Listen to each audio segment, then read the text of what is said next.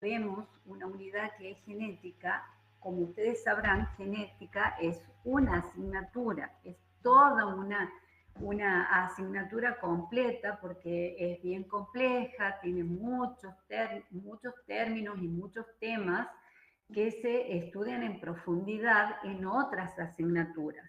Ustedes creo que ya vienen viendo en biología celular algo de lo que vamos a ver ahora y después cuando tengan genética van a ver un poco más. Entonces nosotros nos vamos a centrar en esta unidad en conceptos importantes que deben tener en cuenta para poder entender la genética microbiana en lo que se refiere a bacterias, a arcaea y a eucariotas, ¿no? Y también a virus, por supuesto. Si bien ya hemos visto en la clase pasada, no son células, pero son partículas que contienen genoma. Entonces, para poder aprender sobre genética microbiana, primero tenemos que saber qué es un gen. Un gen es la unidad funcional de la información genética. Están localizados en los cromosomas o en otras grandes moléculas conocidas como elementos genéticos. Estos elementos genéticos tienen la dotación total de la información genética. Entonces, el genoma de una célula o de un virus, está formada contiene la información genética que está dentro de monómeros que constituyen los ácidos nucleicos. Entonces, para tener la información genética de un individuo, en este caso del microorganismo, necesitamos conocer si estos microorganismos presentan ADN o ARN como material genético, donde los ácidos nucleicos contienen el padrón genético de la célula, mientras que el ARN es una molécula intermediaria que convierte el padrón genético de las células en secuencias definidas de aminoácidos y estas, a su vez, en proteínas. Bueno, muy bien. Entonces, vamos a ver los genomas bacterianos principalmente en esta diapositiva. En el genoma de las células, el ADN es bicatenario, como ustedes ya vienen aprendiendo en esta asignatura. Cada cromosoma está formado por 2 cadenas de ADN y cada una de ellas contiene entre cientos de miles, algunos millones de nucleótidos que están unidos por enlaces fosfodiéster. Los procesos moleculares de flujo de información genética se puede dividir en 3 etapas en la parte de procariotas. ¿Cuáles son estas 3 etapas? Replicación, transcripción y traducción. En la replicación, la doble hélice de ADN se duplica en 2 copias. En esta etapa, o en esta primera etapa, actúa una enzima que es la ADN polimerasa. En la segunda etapa, que es la etapa de transcripción, hay una transferencia de la información genética del ADN al ARN. En esta segunda etapa importante, actúa la enzima ARN polimerasa. Y en la tercera etapa, denominada traducción, la síntesis de una proteína que en esta etapa, se produce la síntesis de una proteína usando la información genética del ARN mensajero. Entonces, es importante que ustedes aprendan y tengan en cuenta que en la parte de procariotas la información genética se da en 3 etapas importantísimas, que son la replicación, la transcripción y la traducción. Bien. Entonces, ¿qué pasa en las eucariotas? En las eucariotas, cada gen se transcribe para dar un solo ARN mensajero.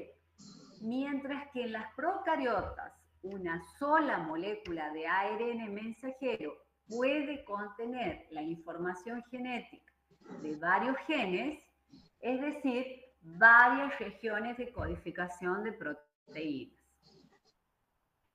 Cada grupo de 3 bases de una molécula de ARN mensajero codifica un solo aminoácido y cada uno de estos tripletes de base se llama codón.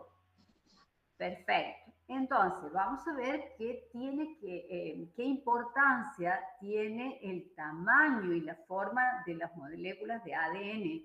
Nosotros ya venimos viendo cómo es en el caso de células procariotas, células eucariotas, el genoma, cómo está constituido.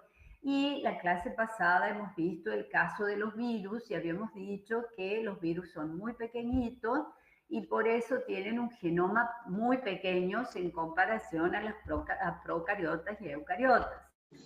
Entonces, vamos a ver qué características tiene el genoma de acuerdo al tamaño y forma de las moléculas de ADN.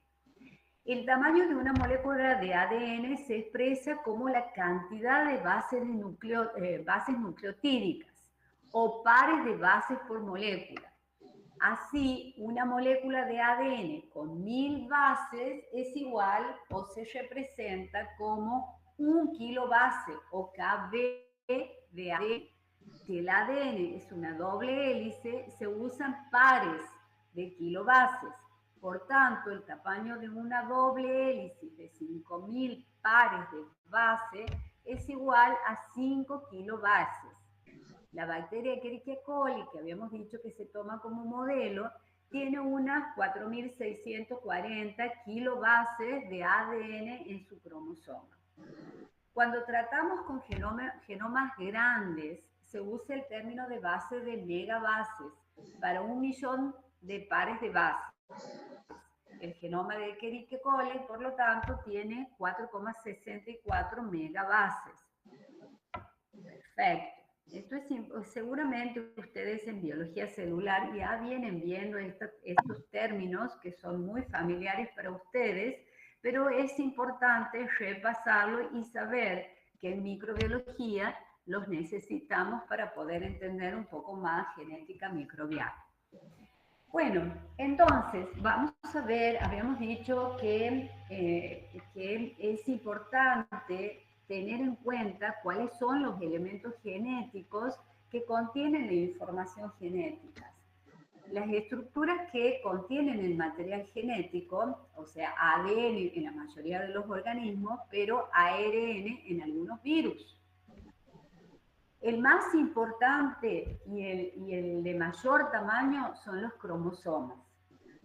Después tenemos otros elementos genéticos como genomas de virus, plásmidos, genomas de orgánulos y elementos transponibles que se encuentran tanto en procariotas como en eucariotas. En procariota habíamos dicho que tiene un solo cromosoma que es ADN circular. Hay también excepciones, hay excepciones en el caso de procariotas. Algunos contienen 2 o incluso 3 cromosomas, que no son las bacterias que comúnmente nosotros estudiamos en microbiología, ¿no? Los genomas eucarióticos tienen numerosos cromosomas. ADN de todos los cromosomas eucariotas conocidos es lineal. Los virus contienen genomas que pueden ser ADN o ARN que controlan su replicación y su transferencia de una célula a otra. Se conocen genomas víricos lineales y circulares, monocatenarios o bicatenarios, como ya habíamos visto en la clase pasada. Aquí es importante que ustedes conozcan cuáles son los elementos genéticos cromosómicos y cuáles son elementos genéticos no cromosómicos. Y saber si tanto procariotas como eucariotas tienen estos elementos. Muy bien. Hasta ahora lo importante que ustedes tienen que fijar con respecto a genética microbiana es saber cómo está formado un genoma de procariotas, cómo uno de eucariotas y cómo está formado el de virus. ¿Mm? Y como habíamos dicho en la clase pasada, tener en cuenta el tamaño también. Bueno, entonces vamos a ver algunos elementos genéticos no cromosómicos, como son los plásmidos, y para qué se lo usa y cuál es la función. Los plásmidos se replican independientemente del cromosoma. La mayoría de los plásmidos son de ADN bicatenario, y aunque la mayoría son circulares, algunos son lineales. Son más pequeños que los cromosomas. Los elementos transponibles se encuentran tanto en procariotas como en eucariotas, como habíamos dicho, y son segmentos de ADN que se mueven de un sitio de una molécula a otro, ya sea en la misma molécula o en una molécula diferente de ADN. Los elementos transponibles no existen como moléculas independientes de ADN, sino que siempre están insertos en otra molécula de ADN. Eso es muy importante si es que se les pide diferencias. Esperen que voy a permitir el ingreso de Lucía, que parece que se ha desconectado. Entonces, les decía que es importante saber en qué difiere un plásmido de un elemento transponible, ¿no? Y de un cromosoma. Siempre hay que tener en cuenta las diferencias.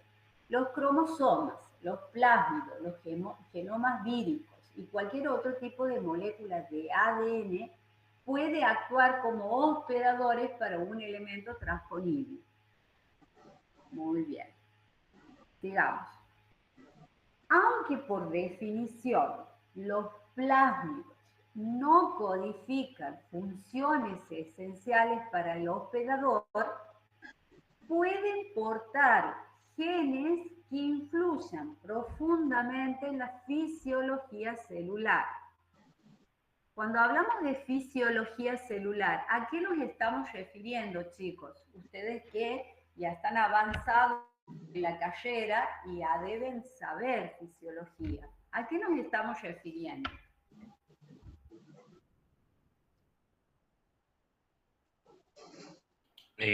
A las actividades que cumple la célula. ¿Cómo cuáles? Obtención de energía y, no Ajá. sé, reproducción y crecimiento.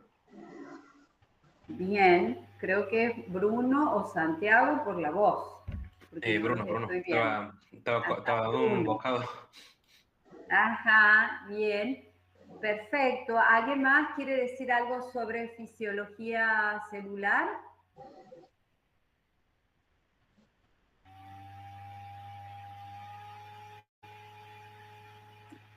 Bien, esas características que ha dicho Bruno está bien. Entonces, cuando nosotros hacemos un estudio de la fisiología celular de procariotas, por ejemplo, nosotros estudiamos qué capacidad tiene la célula de crecer a diferentes temperaturas, a diferentes pH, a diferentes composición de medios de cultivo, por ejemplo, a diferentes porcentajes de sales, de algún tipo de sal, que puede ser como el cloruro de sodio. Entonces nosotros vamos haciendo un estudio de esa célula para saber qué características tiene ese microorganismo y poder realizar una identificación. ¿Está? Entonces, entre los más extendidos y mejor estudiados están los plásmidos de resistencia, normalmente llamados plásmido R, que confieren resistencia a antibióticos o a otros inhibidores de crecimientos.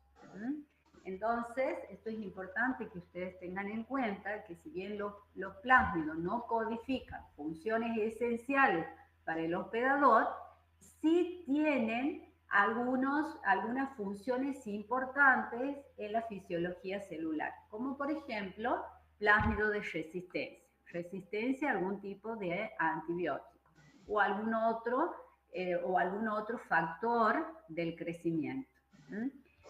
Los microorganismos patógenos poseen una serie, los microorganismos patógenos poseen una serie de características que le permiten colonizar hospedadores y establecer infecciones, como ustedes ya saben y como se les había preguntado en el parcial.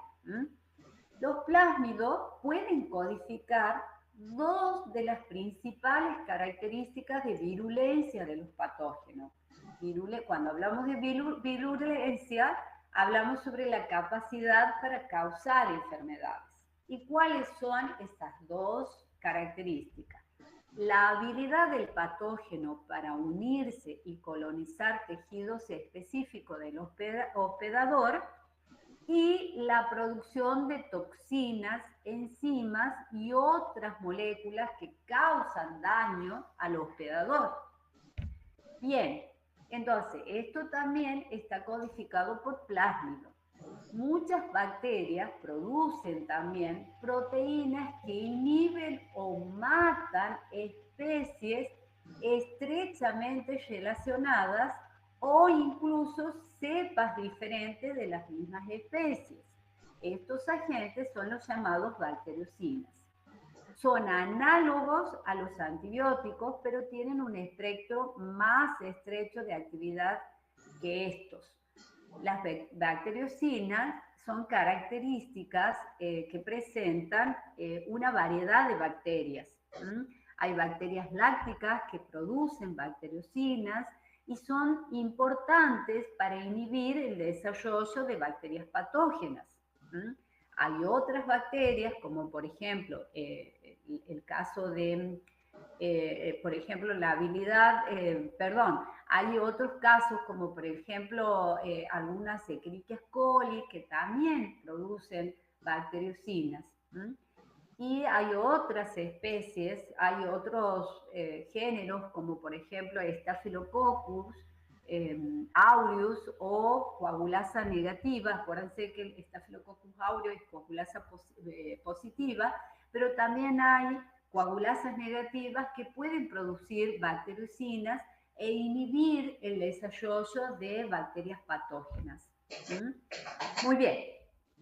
En algunos casos, los plásmidos pueden codificar propiedades fundamentales para la ecología de las bacterias. Por ejemplo, el caso de Rhizobium, que es una bacteria que se une a los nódulos radicales fijadores de nitrógenos en las raíces de muchas plantas y depende de varias actividades codificadas en los plásmidos. Perfecto. Aquí está. Muy bien. Entonces, vamos a continuar. ¿Hasta ahora vamos bien, chicos? ¿Vamos viendo cuáles son las funciones de los plásmidos?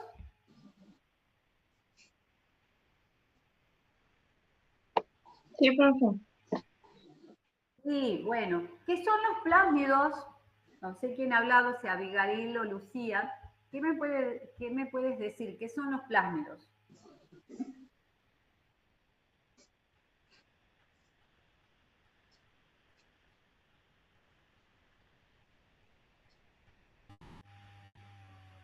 Y si no es Lucía, el que recuerde. Serían moléculas pequeñas de ADN. Bien. Que codifican para ciertos caracteres fisiológicos. Bien, o sea, son elementos genéticos, habíamos dicho. Elementos genéticos no cromosómicos. ¿Está? Muy bien. Que codifican algunas funciones esenciales para la fisiología celular. Bien, perfecto. Y ahí dábamos algunos ejemplos. Bueno, aquí esta tabla ha sido sacada del Brock, ustedes lo pueden ver después, donde hay una serie de plásmidos que confieren propiedades metabólicas especiales, como la capacidad para degradar contaminantes tóxicos. Yo las he puesto para que ustedes, cuando tengan tiempo, vayan al blog y puedan observar esta tabla donde ahí tienen algunas de las propiedades, como por ejemplo producción de antibióticos, conjugación, funciones metabólicas, degradación de octano.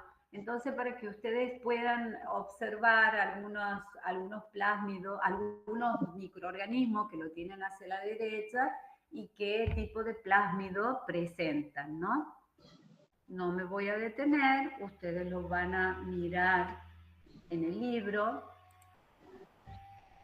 Entonces, ahora vamos a ver qué es la transferencia genética en bacterias principalmente. La genómica comparativa de microorganismos estrechamente relacionados que presentan fenotipos diferentes han mostrado claras diferencias en los genomas.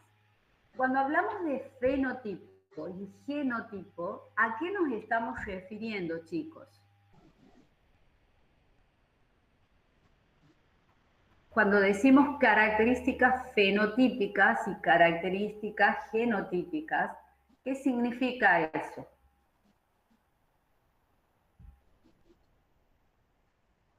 ¿Qué son las características fenotípicas? Y esto es para saber si Son saben. las que podemos observar, digamos.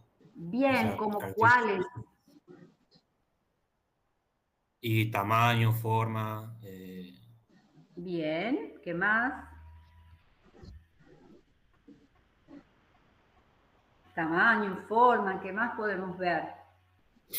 Color, El textura. color, la altura. Ajá, podría ser, sí. También podemos observar las características que yo hace un rato les decía, si pueden crecer a diferentes temperaturas, si pueden crecer a diferentes pH, si pueden crecer a diferentes concentraciones de algún tipo de sal, si pueden crecer con una fuente de carbono determinada o con otra. Esas son características observables que se pueden ver a simple vista, como ustedes decían. Bien. ¿Y las características genotípicas?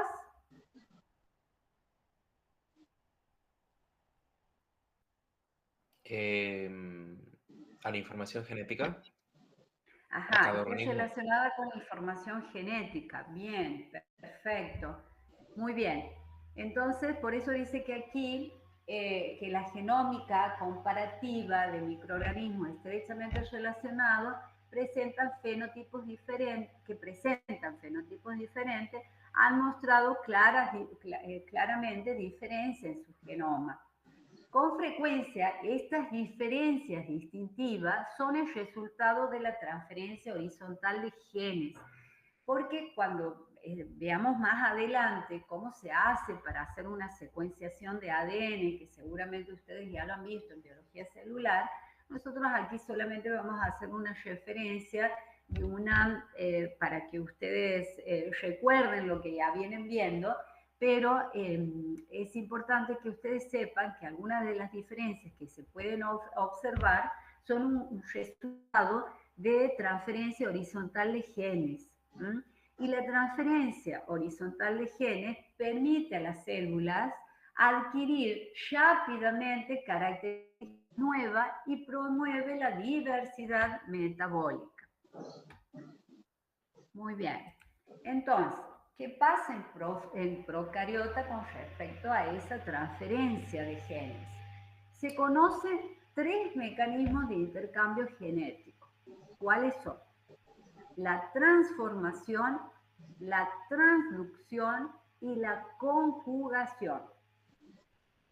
La transformación en esta forma de transferencia genética se realiza mediante el ADN libre procedente de una célula es captado por otra. Y ustedes pueden ver aquí en la imagen que cómo se produce, si bien está chiquita, si podría poner en presentación final lo podríamos poner mejor a la imagen, pero van a poder observar cómo el ADN libre que está en una célula es captado por la otra célula que va a ser la célula receptora. Ya lo vamos a ver más adelante. La traducción, en la traducción, la transferencia de ADN es medida por un virus. En la conjugación, el mecanismo en la que se realiza la transferencia de ADN se forma por contacto directo entre células y la presencia de un plásmido conjugado en la célula donadora. O sea, aquí, ¿qué pasa en la conjugación? Se necesita la unión de dos células para que haya una transferencia genética. Y ahí se realiza mediante un plásmido conjugado. Muy bien. Vamos a ver ahora cada una de estas transferencias genéticas. Antes de ver cada una, también tenemos que saber qué es una recombinación genética. Una recombinación genética es el intercambio físico de ADN entre elementos genéticos. Ya hemos dicho que los elementos genéticos son cromosomas o elementos genéticos no cromosómicos, que son los plásmidos, los genomas víricos, los genomas de orgánulos, y puede haber enzimas también. Muy bien, entonces, los elementos genéticos, como acabo de decir, portan la información genética. La recombinación genética pueden ser de dos tipos: una recombinación general u homóloga o una recombinación en un punto o secuencia específica. La recombinación homóloga, el intercambio genético entre secuencias homólogas de ADN se produce por dos orígenes diferentes. A ver, ¿qué es la secuencia homóloga de ADN? Son aquellas que tienen casi la misma secuencia, por lo tanto, las bases se pueden aparear a lo largo de gran parte de las dos moléculas de ADN. Este tipo de recombinación induce el proceso denominado entrecruzamiento en la genética clásica. Muy bien, entonces, vamos a ver por qué es importante hablar de recombinación genética y de transferencia de genes, tanto en procariotas como en eucariotas. La recombinación en un punto o secuencia específica requiere para el reconocimiento tan solo fragmentos homólogos de ADN considerablemente menores. No está catalizada por la proteína REC-A, sino por enzimas que son específicas para cada molécula de ADN que haya que recombinarse. Aquí yo les he puesto un término importante en genética microbiana, que son los transposones. Los transposones pertenecen a los elementos genéticos móviles mutagénicos. Nosotros hasta el momento veníamos hablando de elementos genéticos no móviles. En realidad, los elementos transponibles, que nosotros lo hemos llamado, son móviles, porque pueden pasar de diferentes lugares en una misma célula o pueden pasar a otra célula. O sea que esos son móviles, que son los que nosotros hemos venido definiendo. Pero otros autores definen como transposones más que elementos transponibles. Por eso los acabo de escribir de otra manera, por si acaso ustedes utilicen otra bibliografía que se encuentra en la planificación, como la bibliografía Schlegel. En la Schlegel no aparece como elementos transponibles, sino como transposones. ¿Mm? Entonces, y algunos de estos tramposones son mutagénicos y se caracterizan también por como genes saltadores. A diferencia de la secuencia de inserción, codifican para características fenotípicas fácilmente reconocibles como resistencia a antibióticos, como por ejemplo penicilina, tetraciclina o canamicina, o metales pesados, mercurio. Otro concepto importante en genética microbiana es la denominación de cepa salvaje y de cepa modificada genéticamente. Una cepa salvaje es una cepa de un organismo que se encuentra naturalmente en la naturaleza y presenta el fenotipo o genotipo más común en una población. Una cepa modificada genéticamente es aquella cuyo genoma ha sido alterado intencionalmente en un laboratorio, ya sea mediante la adición, eliminación o modificación de genes para conferirle nuevas características o mejorar la existencia.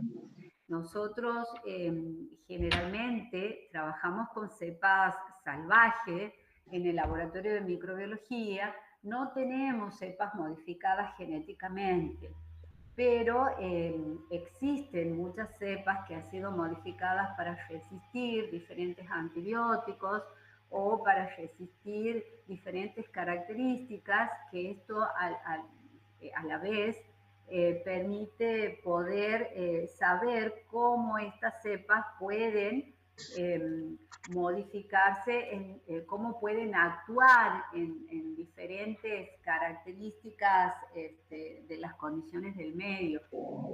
Imagínense en la parte médica o en la parte de farmacopea, también es importante saber estas modificaciones para saber cómo se va a comportar un microorganismo que es resistente a diferentes antibióticos. Actualmente ustedes saben que se habla de superbacterias, porque son bacterias que resisten a múltiples antibióticos.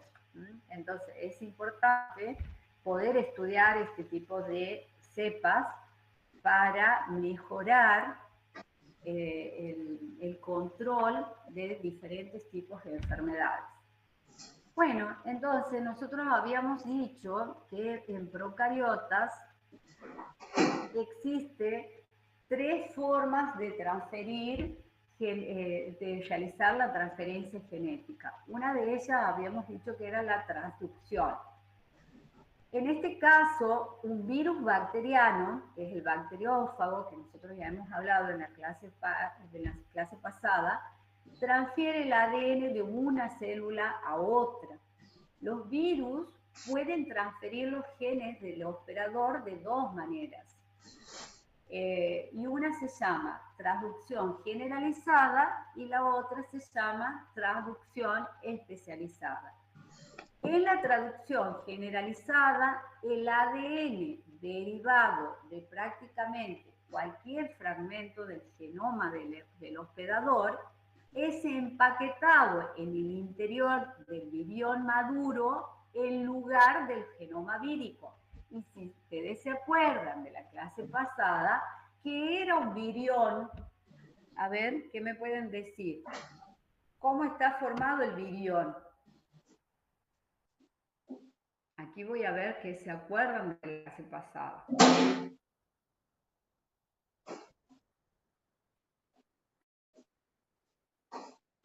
Chicos, ¿todavía están o ya se han ido, se han desconectado?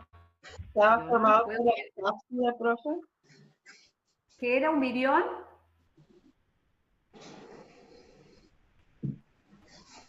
A ver, algunos me parece que está pidiendo que se les permita ingresar. Voy a verificar, a ver. Entonces, ¿qué era un virión? Ay, escuchen chicos, dentro de 15 minutos va a terminar la conexión de este Meet. Yo les voy a pasar otro link para que se vuelvan a conectar. Hoy vamos a hacer de esta manera, después la clase siguiente ya vamos a hacer presencial porque ya nos toca los seminarios. O sea, después de clase vamos a hablar con respecto a eso. Bueno, entonces, chicos... Profe, el virión estaba formado por la cápside. Bien. ¿Y qué más? ¿La cápside y qué más? ¿El material genético? ¿Cómo? No te escucho bien, perdón. El material genético. Ajá, el material genético, bien. ¿Y ese virión, qué características puede ser? ¿Cómo puede ser? Es la forma infecciosa del virus.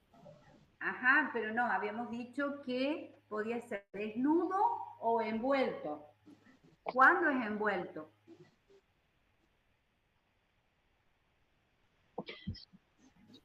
Cuando aparte estaba formado por una envoltura de proteínas.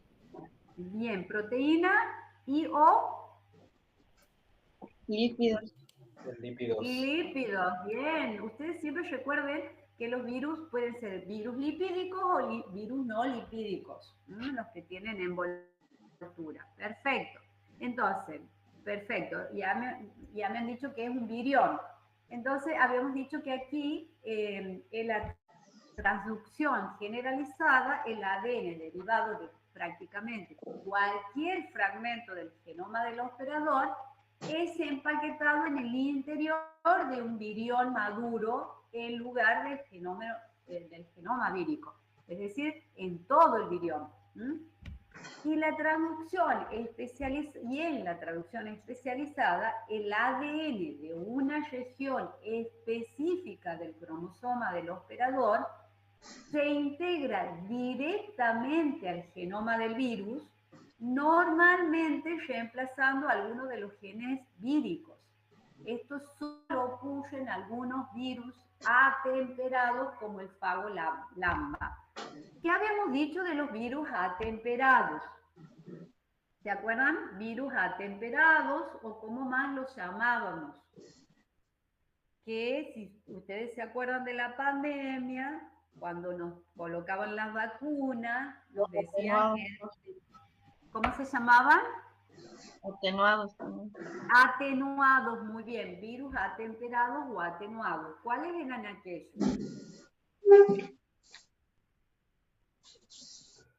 Que hablábamos de lisogenia, ¿se acuerdan? ¿Qué pasaba? Estos virus, ¿qué nos provocan? ¿Qué nos pasa? No se multiplicaban y no conducían a la lisis celular. Perfecto, muy bien. No se multiplicaban y no conducían a la lisis. Bien. Entonces, fíjense que la traducción especializada ocurre con algunos virus atemperados como el fago lambda. Muy bien. Vamos a ver. Vamos a continuar. Entonces, ¿cuáles son las diferencias que existen entre la traducción generalizada y la especializada? En la traducción generalizada, los genes donadores no pueden replicarse independientemente y no forman parte de un genoma vírico. Permiten la transferencia de cualquier gen de una bacteria a otra, pero a baja frecuencia. En la traducción especializada se puede producir recombinación homóloga. ¿Cuál era la recombinación homóloga? Que recién habíamos dicho. A ver si recuerda. ¿Qué era la recombinación homóloga? La misma secuencia. Bien, bien, perfecto. Entonces se puede producir recombinación homóloga. No obstante, como el ADN bacteriano del donador en realidad forma parte del genoma de un fago atemperado, se puede integrar en el cromosoma del hospedador durante la lisogenia. permite una transferencia extremadamente eficiente, pero es selectiva y transfiere solo una pequeña región del cromosoma bacteriano. Esto es muy importante que tengan en cuenta las diferencias que hay entre una transducción generalizada y una especializada. Muy bien. Perfecto. ¿Y a dónde se da esta traducción?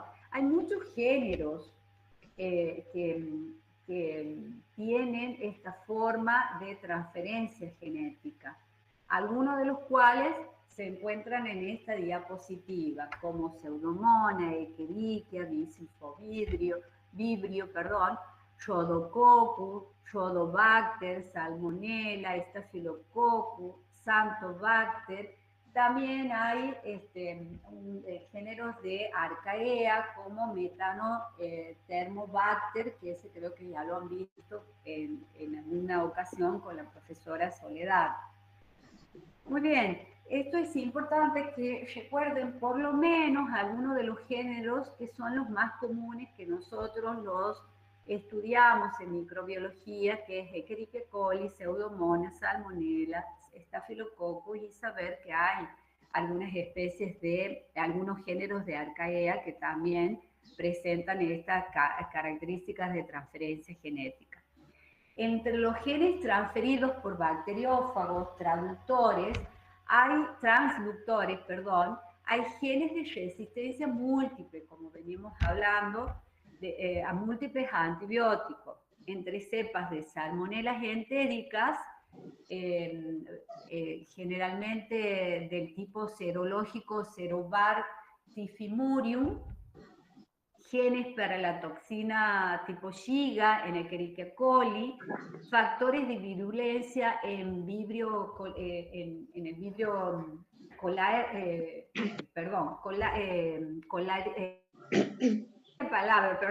Colerare, y genes que codifiquen proteínas fotosintéticas en cianobacterias. Perdón, chicos, hoy parece que con algunos nombres estoy como que no me sale. Bueno, muy bien. Después de la transducción, vamos a ver otro tipo de transferencia genética, que es la conjugación. Entonces, la conjugación o apareamiento, como habíamos dicho, es un mecanismo de transferencia genética que requiere el contacto entre células. La conjugación es un mecanismo codificado por un plásmido que puede mediar la transferencia de ADN entre células no relacionadas, incluso entre géneros diferentes. Esto es muy importante para tener en cuenta. Los plásmidos conjugativos usan este tipo de mecanismo para transferir a nuevas células hospedadoras copias de sí mismos y los genes que codifican, como los de resistencia o antibióticos. De resistencia a antibióticos o bien a otro tipo de resistencia. Generalmente este tipo de transferencia genética da resistencia a antibióticos. Y miren lo importante que es en medicina saber esto, ¿no? Para que haya conjugación se necesita una célula donadora, una célula receptora y elementos genéticos. La célula donadora contiene el plásmido conjugativo. La célula contiene. Los elementos genéticos van a ser otros plásmidos o bien el propio cromosoma, que no pueden transferirse a sí mismos y en ocasiones pueden movilizarse durante la conjugación. ¿Se va entendiendo hasta el momento, chicos? Bueno, muy bien. Entonces, a ver, como para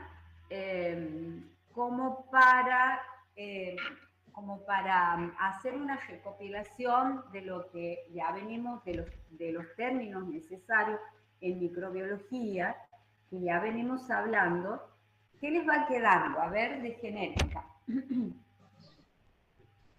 ¿Cuáles son los términos importantes? Si yo en este momento les pregunto, ¿qué diferencia hay entre un genoma bacteriano y un genoma de bacterias, un genoma bacteriano y un genoma del dominio Eukarya? ¿Qué me pueden decir ustedes?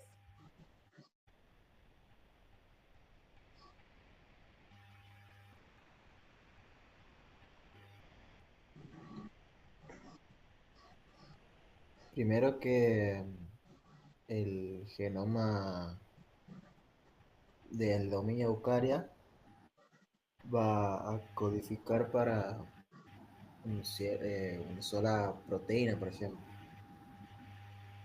Un genoma. Ajá. Y Otra cosa importante, a ver, ¿cómo es con respecto a qué tipo de material genético tiene? ¿Tiene ADN, ARN, es lineal, es circular?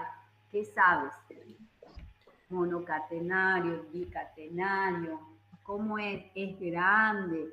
¿Es chico? ¿Cómo es con respecto a...? En bacterias está compuesto por ARN, en eucarias está compuesto por ADN, en bacterias es circular, lineal. En ADN es lineal, en eucarias es lineal, en bacterias son más chicos, son más pequeños, en eucarias son más grandes. Bien. También está el tema de qué tan compactados están. Bien, perfecto. ¿Y qué pasa con los virus, Bruno? Y bueno, en los virus puedes tener ADN o ARN, monocatenario, bicatenario. Son mucho más pequeños. Son mucho más pequeños también, eso es verdad. Perfecto, son mucho más pequeños, bien. Y anoten esto que van a buscar. Esto ya va a ser una actividad que ustedes van a buscar y me van a decir. ¿Qué son los intrones y los exones? Y van a averiguar quiénes lo tienen. Las células procariotas, las células eucariotas o los virus. Eso hemos visto nosotros en biología celular. Ah, bueno, a ver, ¿qué me cuentan? Son secuencias del ADN, que son nucleótidos que no son codificantes, los intrones y los exones. Entonces, cuando se quiere hacer el proceso de traducción, las tienen las procariotas, no, las eucariotas. ¿Cuál tienen las eucariotas, Bruno? Los intrones y los exones. Ajá. Porque al hacer la traducción, se tienen que eliminar los intrones para, bueno, poder hacer una buena traducción a la proteína. Bien. O sea que ustedes cuando les tomen el segundo parcial van a andar muy bien, porque saben mucho. Perfecto, o sea que esto es un repaso para ustedes, nada más. Perfecto. Bueno, o sea, ¿y los exones los tienen las procariotas y los eucariotas? No, las procariotas no tienen esta secuencia de intrones y exones, o sea, ellos tienen directamente la secuencia de ADN donde empieza ya a transcribirse, la transcripción para después el ARN mensajero ir a traducción. No tienen que transformar el ARN mensajero para poder ser traducido. Claro, porque ocurren de manera acoplada, vamos a decirlo así, la transcripción y la traducción. Bien, perfecto, perfecto. Eso, profe, debido también por la compartimentalización de la célula. Donde hay diferentes tipos de microorganismos. Dentro de esos diferentes tipos, como yo ya les he explicado la clase pasada en el laboratorio, están los benéficos, los patógenos y los deteriorantes. Habíamos dicho que los benéficos son aquellos que tienen una importancia tecnológica, o sea, pueden tener una importancia tecnológica o pueden ser benéficos porque producen algunas sustancias que van a actuar benéficamente en la salud del hospedador. Los patógenos son los que causan enfermedades Y los deteriorantes o alterantes son aquellos que modifican las características organolépticas de la materia prima, o modifican. Cuando hablamos de características organolépticas, estamos hablando de color, sabor, aroma, textura. Entonces, si nosotros queremos realizar una identificación de los diferentes tipos de microorganismos que puedan estar en una muestra, hacemos primero un aislamiento mediante técnicas cualitativas para observar características morfológicas de colonias y poder hacer una identificación preliminar de los tipos de microorganismos que puedan estar en una muestra, como acabamos de decir.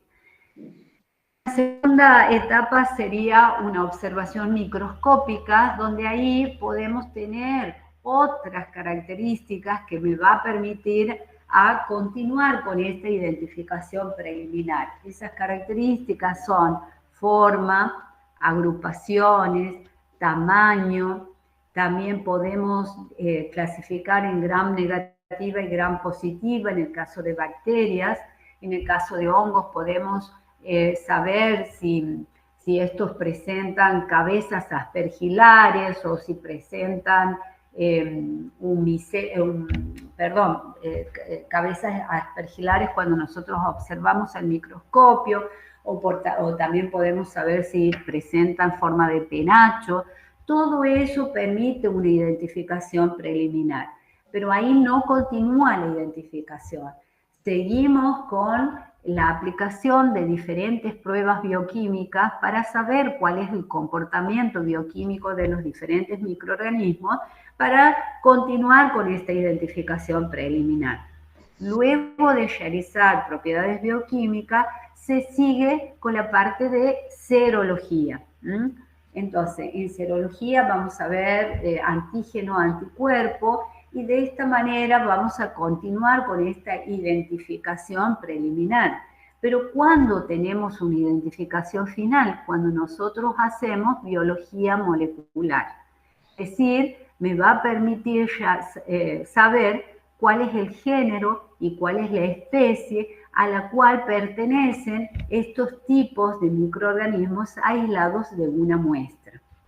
Si bien con la serología, con la identificación a través de propiedades bioquímicas y de serología, ya podemos tener una apreciación acerca del género y la especie de estos microorganismos, recién podemos confirmar estos géneros y estas especies a través de biología molecular. Entonces, nosotros en biología molecular debemos hacer diferentes pasos para poder realizar la identificación, que ustedes ya lo han visto en biología celular. Yo solamente aquí les voy a hacer una especie de repaso para que ustedes sepan. Entonces, ya habíamos dicho que el genoma de un organismo es la totalidad de su información genética, incluidos los genes que codifican proteínas, los ARN y las secuencias reguladoras, así como todo el ADN no codificante que pueda estar presente.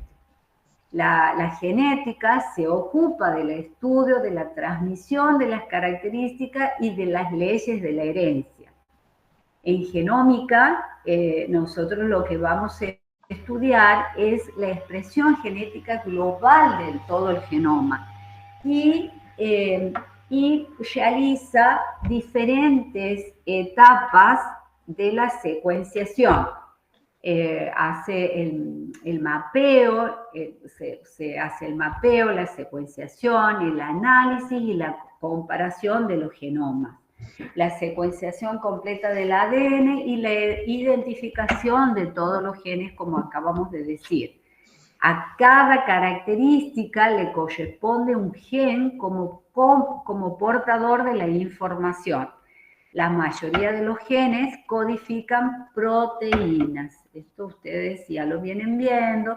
También tienen una materia que se llama proteómica, donde ahí van a ver y van a poder ver bien toda esta parte de codificación. Entonces habíamos dicho que la secuenciación son mapeo, secuenciación, perdón, análisis y comparación. Ese sería lo final, ¿no es cierto? En la secuenciación se determina el orden preciso de las subunidades de las macromoléculas. En el caso de ADN o del ARN, la secuencia es el orden en que están alineados los nucleótidos. Entre la secuenciación y el análisis comparativo se encuentra el ensamblado, que consiste en poner los fragmentos, los diferentes fragmentos, en el orden correcto y eliminar los solapamientos. En el análisis, los fragmentos son analizados por un ordenador que busca secuencias solapadas y ensambla los fragmentos secuenciados en el orden correcto. Si bien esta parte, chicos, no les voy a pedir en el parcial, porque como yo les acabo de decir, ustedes ya tienen asignaturas que son específicas para la parte de secuenciación de ADN, y también ahí les enseñan cuáles son los diferentes tipos, que hay una variedad impresionante en la actualidad. Ahí les enseñan cuáles son las diferencias, cuáles son mejores, cuáles son más rápidos, los diferentes métodos. Nosotros solamente aquí en microbiología es como para que ustedes sepan que también en microbiología se ve esta parte en genómica, ¿no? O en genética microbiana. Bueno, entonces, como decíamos que en el análisis son analizados por un ordenador que busca secuencias solapadas y ensambla los fragmentos secuenciados en el orden correcto. También, luego del análisis, se debe registrar y anotar estas características del genoma, donde la bioinformática hace uso hace uso de la informática para almacenar y analizar la secuencia y estructura de los ácidos nucleicos y de las proteínas. Los genomas microbianos consisten esencialmente en una serie de marcos abiertos de lectura llamadas ORF, separados por regiones cortas que regulan por regiones cortas, reguladoras y terminadores que son transcripcionales. Muy bien. Entonces, y vamos a ver, bueno, yo aquí les he puesto algo como un ensamblado de una secuencia de ADN por ordenador, pero que tampoco tiene sentido que yo les explique demasiado, porque ustedes ya lo ven en las otras asignaturas, y aquí he puesto algunos métodos de secuenciación de ADN, que son los de primera generación, segunda generación, tercera generación y cuarta generación, que creo que ya lo ven en biología celular y también lo van a ver en genética. Nosotros aquí en microbiología no tampoco vemos biología celular, porque ustedes lo ven en la asignatura que van a tener más adelante. Entonces, a ver, en concreto, ¿qué deben estudiar y qué deben saber de genética microbiana para microbiología? Es saber, como yo les decía, diferencia en cuanto a genoma, saber qué significa genoma, qué es un genoma, qué es un gen, cuáles son los elementos genéticos, qué diferencia hay entre ellos, cuáles son las diferentes formas de transferir información genética de una célula a otra, cuál es la función de cada una de estas, qué transfieren y cómo, qué se necesita para realizar la transferencia en las diferentes metodologías y qué se obtiene después de esa transferencia. ¿Se entiende?